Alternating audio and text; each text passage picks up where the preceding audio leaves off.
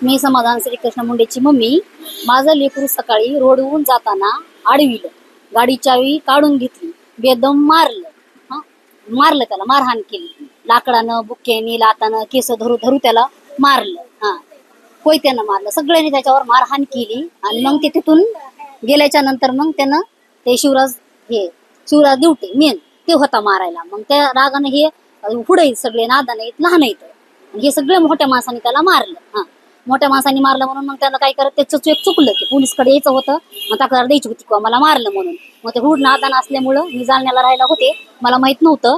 त्यानं त्याला उचललं आणि माळावर नेऊन मारलं पोरापोरांनी. आणि त्या व्हिडिओमध्ये सर तुम्ही अजून बी बघा, सगळे छोटे येतं, सगळे लहान येतं, हुड येतं. म्हणजे सकाळी समाधानला मारलं होतं का त्या व्हिडिओमध्ये सगळे मोठे माणसं येतं, सगळे मोठे माणसं येतं. लाता बुक्या द्यायले तर, लुचायलेत, मारायले तर, तुला मारूनच टाकतो म्हणाले, तुला सोडितच नाहीत म्हणायले तर. मग मी ती तक्रार केली की बाबा जेवढे व्हिडिओमध्ये आहेत तेवढे मला पोलीस स्टेशनला पाहिजेत. म्हणजे माझ्या लेकरावर जी तक्रार केली का तीच त्यांच्यावर तक्रार झाली पाहिजे. आणि ते शिवराज दिट्टे दवाखान्यात पडाय का ते मेन आरोपी. आणि ते महाराज लुगडे त्यानं एक एवढं उचलून धरले, सगळं केलं. हे नाव येतं सुहास साबळे, परमेश्वर साबळे, महेश साबळे, ज्ञानेश्वर साबळे.